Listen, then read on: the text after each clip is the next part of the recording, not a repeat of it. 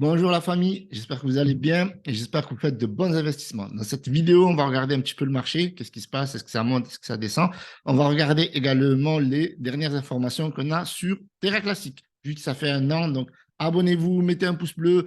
N'hésitez pas à me rejoindre sur Twitter, parce que Twitter, je partage énormément de news, notamment les dernières actualités sur Luna Classic, les giveaways également. Donc, vous avez tout sur Twitter. Donc, n'hésitez pas. Voilà, Binance soutient toujours Luna Classic et on va expliquer pourquoi dans cette vidéo.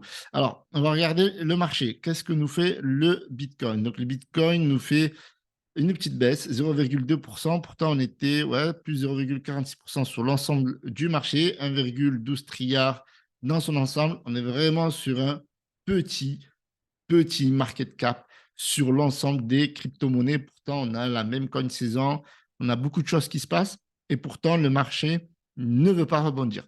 Alors, certainement qu'il va y avoir des news prochainement, notamment du côté des États-Unis. Okay, on sait que tout se passe là-bas. Puis il y a Christine Lagarde. Bon, je ne sais même pas s'il faut la citer, mais voilà, elle va faire un petit message dans quelques jours. On va voir ce qu'elle va dire encore sur la crypto-monnaie, sur les investissements et sur le marché de manière générale. Mais peut-être que les investisseurs sont en attente. Vous voyez, là, le Bitcoin, il recule bien. 0,5%, on est en dessous des 27 000. L'Ethereum qui stagne autour des 1800. XRP, toujours pareil. Tac, tac, tac. On n'a rien de spécial. Polygon, Motic, 1%. Dans l'ensemble, le top 20, oui, ça souffre beaucoup. Ouais. C'est-à-dire que l'ensemble de ces crypto-monnaies, ben, soit elles stagnent, soit elles reculent légèrement. Il ne se passe pas grand-chose, en effet. Mais voilà, on est en bear market. Donc, chacun a sa stratégie, soit du DCA, soit attendre, soit jouer sur les mouvements, voilà, surfer sur les tendances, etc. À chaque fois qu'il y a des news sur des tokens, investir et prendre du profit. Donc, nous, ce qu'on va faire, c'est que on va regarder les top tendances. Alors, Pépé est toujours en tendance. Kéké. Vous voyez, on est vraiment dans la même conne saison. Regardez, les derniers tokens rajoutés, PixPP également. Ça me tue. Alors, Terra Classic. Terra Classic, c'est vraiment casser la gueule. Voilà, en clair. C'est-à-dire que, alors, ça dépend de quel mouvement on part. Si on part de la Renaissance, c'est-à-dire qu'au départ, on avait le Luna. Et en fait, est-ce qu'il faut parler de Renaissance? Parce que le Luna, lui, il a fait son comeback sous la forme d'un nouveau token, dit Luna V2, etc. Et l'ancien Luna est devenu Lunce. Je dis ça pour ceux qui découvrent Luna classique, qui ne comprennent pas ce qui se passe.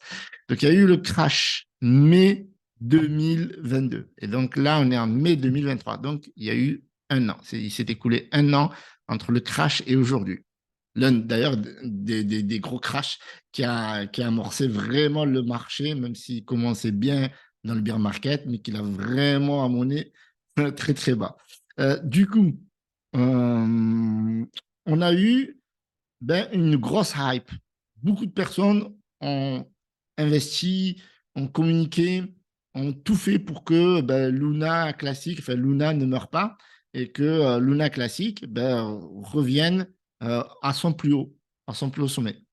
Et pendant une grosse période, on y a tous cru. Et sincèrement, de mon côté, j'y crois toujours. D'accord? C'est-à-dire que je suis toujours dans le mouvement, je suis toujours dans la hype. Et je serais sincèrement un gros hypocrite si j'arrêtais. Vous voyez? Jusqu'à la mort, la famille. Moi, je vous le dis, jusqu'à la mort. Vous n'êtes pas obligé. Moi, je vous parle de mon investissement. Et d'ailleurs, je vous rappelle que je ne suis pas votre conseiller financier. D'accord? Ça, c'est dit. Donc, investissez que l'argent que vous êtes prêt à perdre. Et encore, si vous avez envie d'investir, moi, je vous donne ce petit conseil parce que c'est un conseil amical et chaleureux parce que la plupart des gens, ils ne savent pas investir. Donc, si vous investissez, n'investissez que l'argent que vous êtes prêt à perdre parce que, voilà, si vous investissez trop, vous allez risquer de regretter de ne pas dormir la nuit. OK? Et puis, madame, elle va se fâcher. Et puis, le divorce. Bon, OK, je reviens. Alors, du coup, ouais, donc la crypto-monnaie, c'est très volatile. Vous le voyez ici de toute manière. Donc, vous risquez de tout perdre et on l'a vu avec Luna. Donc là, on a un token. Qu'est-ce qu'il nous fait? 529 millions market cap. Et en fait, quand il y a eu le reborn, il était un peu plus bas. Il était un chouïa plus bas. Mais ouais, pendant le crash, pendant la faillite, certaines personnes, au moment où j'en parlais sur le Telegram, etc., beaucoup de personnes qui ont fait des x10. Moi-même, j'ai fait x10. Donc, certaines personnes qui ont pris des profits. Puis après, certaines personnes Ça dépend à quel moment au niveau de la hype. Ben, certains l'ont pris en haut, certains l'ont pris en bas, certains l'ont pris en bas et n'ont pas vendu. Donc, ils se retrouvent quasiment sur un nouveau cycle. Voilà. Donc, ça, c'est pour expliquer. Donc, après, la mentalité de l'investisseur, ça, c'est vous qui décidez. La mentalité de gagner de l'argent, la mentalité de moi, je ne suis pas là, je ne suis pas magicien, je ne vais pas vous dire le truc qui va faire que vous allez gagner 1 million d'euros. Vous voyez ce que je veux dire? Même si le potentiel de cette crypto-monnaie est toujours là. Moi, je dis qu'il y a un potentiel, mais je ne suis pas trader à votre place. Donc, je ne peux pas vous dire quand placer pour faire beaucoup d'argent. Ceci étant dit, moi, je pense qu'il va y avoir un nouveau cycle. Voilà. Pourquoi? Parce que, en fait, dès que on a cassé ce zéro-là vers le bas, ben là, il y a une espèce de remotivation ou de, comment dire, comme un peu à la guerre, voilà, on va remotiver les troupes, voilà, parce que il est hors de question que le token parte à la cave. Voilà, 529 millions market cap. Donc à un moment donné, il avait dépassé les 3 milliards market cap. Donc certaines personnes ont pris à 200 millions même quand il était en pleine chute. Donc techniquement, il y avait pas mal d'argent à se faire pour ceux qui sont swing traders, c'est-à-dire qui investissent et qui prennent profit. Donc certaines personnes prennent des profits. Il m'arrivait de prendre des profits et de holder également. Donc moi, je joue sur les deux stratégies, c'est-à-dire qu'il y a toujours une partie que je hold et une partie que je vends pour prendre des profits et pourquoi pas réinvestir plus bas pour avoir plus de tokens.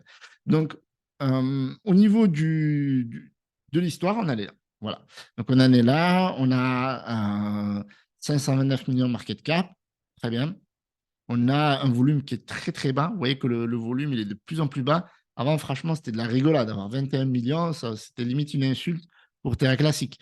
Aujourd'hui, on est là. Euh, voilà. Et moi, je vous ai toujours dit qu'on soit au plus bas ou au plus haut, je ferai toujours des vidéos. Donc, moi, voilà, je ne lâche pas l'affaire. Ça, vous pouvez compter sur moi. On a l'USTC. L'USTC, après, on va balancer quelques news, mais là, on regarde un petit peu. Mais l'USTC, vous voyez à combien il est descendu? 0,15. Et je vous avais dit à plusieurs reprises, oui, dans la roadmap des Terra Rebels, l'USTC, eh bien, ils ont pour mission de le repeg à 1 $. C'est toujours le cas, ça n'a pas changé.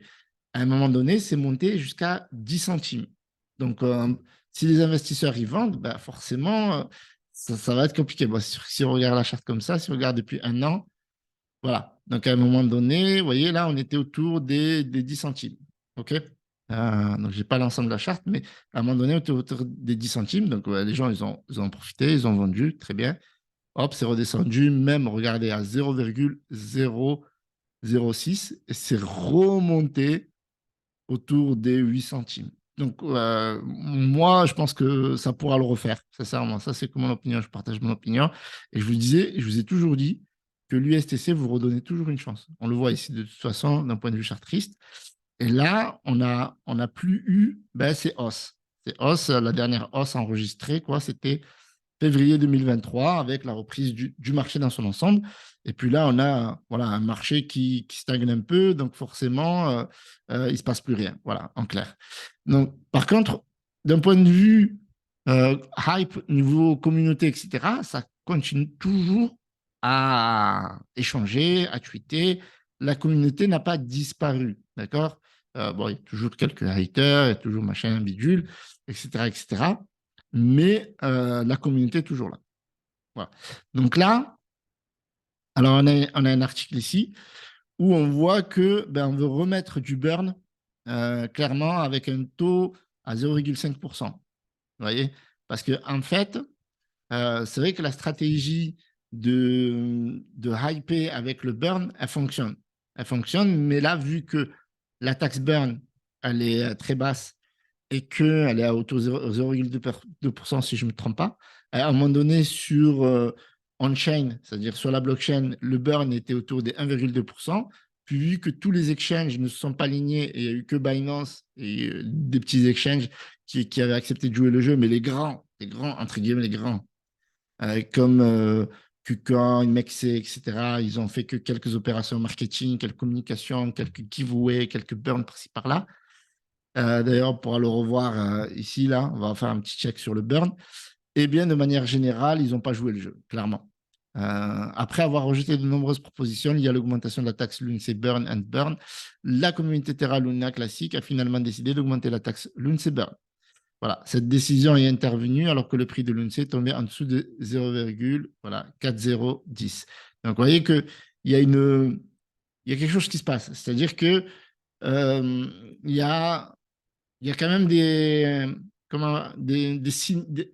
signaux ou alors des niveaux sur lesquels ben, la communauté dans son ensemble, avec les développeurs, on ne veut pas chuter beaucoup plus bas. Et d'ailleurs, si moi je fais cette vidéo-là, c'est pour aussi donner de la force. Alors, attention, je ne vous dis pas d'investir, encore une fois.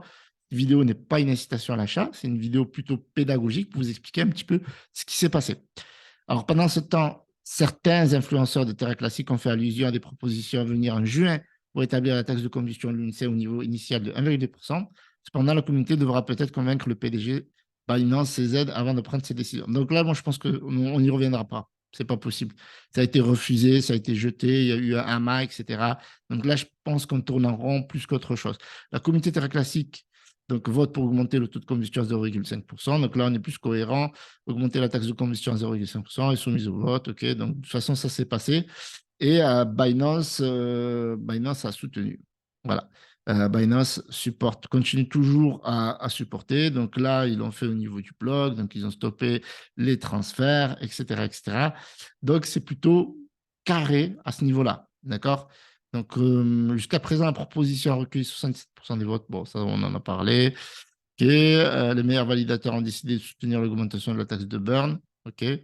Donc, ouais, on recommence en fait. Finalement, c'est vrai que on pourrait se dire, mais mince, on pourrait faire autre chose que du burn, quoi. Binance peut soutenir l'augmentation de la taxe burn sur les brûlures. Oui, bah, en fait, ils ont accepté parce que cet article, en fait, l'idée, c'est de faire un récap. C'était au 13 mai et là, Binance, l'article, c'est au 17 mai. Donc, ouais, donc ça, il y a pas de souci à ce niveau-là. Ceci étant dit, moi, j'ai mis une critique quand même, c'est qu'on est toujours coincé dans cette histoire de burn. Voilà. Et on pourrait, je pense, enfin, pas à mon échelle, voilà, moi je suis juste youtubeur, mais du côté développeur, ben, d'améliorer peut-être euh, la blockchain, peut-être améliorer, avoir des news plus au niveau de la technologie, quelque chose qui aurait un sens beaucoup plus complet que de dire oui, on a déjà une blockchain, parce que c'est vrai que la blockchain Terra Classique, c'est une très bonne blockchain qui a été construite avec les outils de Cosmos, d'accord.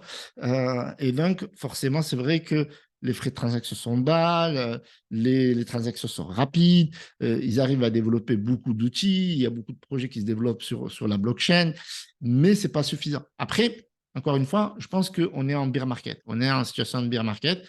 À chaque fois qu'il y a des mauvaises news, ça fait baisser le marché dans son ensemble. Et quand on a des projets qui essaient de reborn comme ça, comme l'UNCE, c'est beaucoup plus compliqué qu'un projet qui n'a pas de problème, qui n'a pas vécu ce fameux crash. Donc, en fait, il faut comment dire, il faut galvaniser les troupes deux fois plus qu'un token standard. On va dire ça comme ça. Mais sinon, voilà, on est sur un nouveau cycle parce qu'en fait, on a fait quasiment une roue et on est revenu au point de départ au final. Et la situation, elle est là. Donc, du coup, on va regarder rapidement le burn et vous allez voir que le burn, il y a des choses qui sont, voilà, on a burn environ 1% de la supply. Donc, vous voyez que c'est pas grand-chose.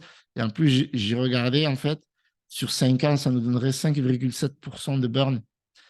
On est bien loin des 97%, voire 99% qu'on estimait si les exchanges avaient joué le jeu en appliquant la taxe burn lors des différentes transactions en spot, par exemple, et des différents transferts de wallet à wallet, d'exchange à wallet ou de wallet à exchange,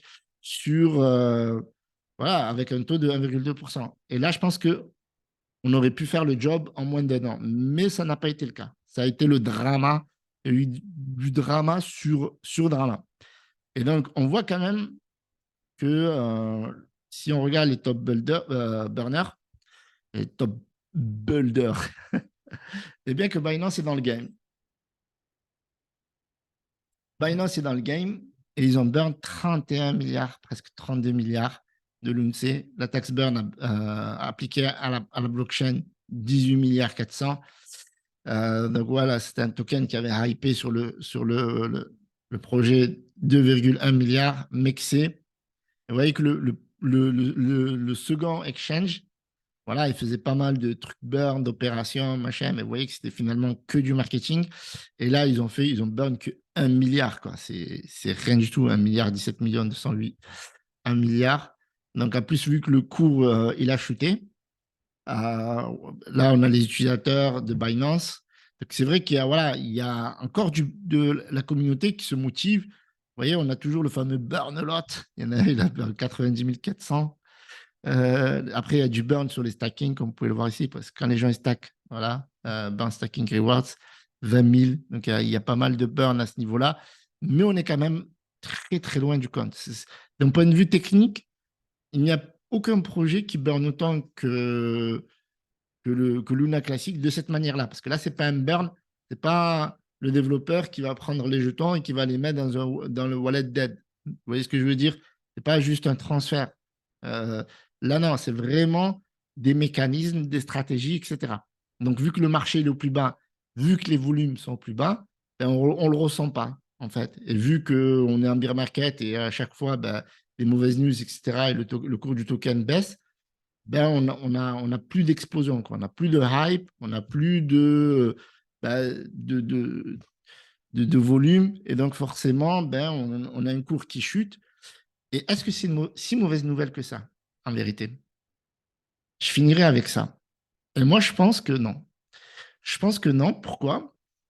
Parce que si le token baisse encore, moi, je n'ai aucun problème avec ça. Parce que je considère que on va pouvoir burn beaucoup plus de jetons. Parce qu'aujourd'hui, la problématique, c'est quoi? C'est d'avoir une supply qui est peut-être plusieurs milliers de fois plus importante que celle à l'origine. Et avec toutes les stratégies qui sont mises en place par les terrains rebelles, avec les exchanges, les partenaires, etc., mais pour l'instant, elles n'aboutissent pas. D'accord? Pas suffisamment, en tout cas. Et donc, même si on met les propositions, même si ça permet de hyper, même si à chaque mois Binance Burn, il y a le petit pic, etc., qui permet de prendre 10% ou 5% de profit, etc., chacun fait ce qu'il veut s'il a envie de surfer sur ça. Mais je pense que si le token chute, continue de chuter, moi, je considérais, alors, je sais qu'il y a beaucoup de personnes qui ont investi, etc., beaucoup de personnes qui hold, mais je considérais que ce serait une bonne chose.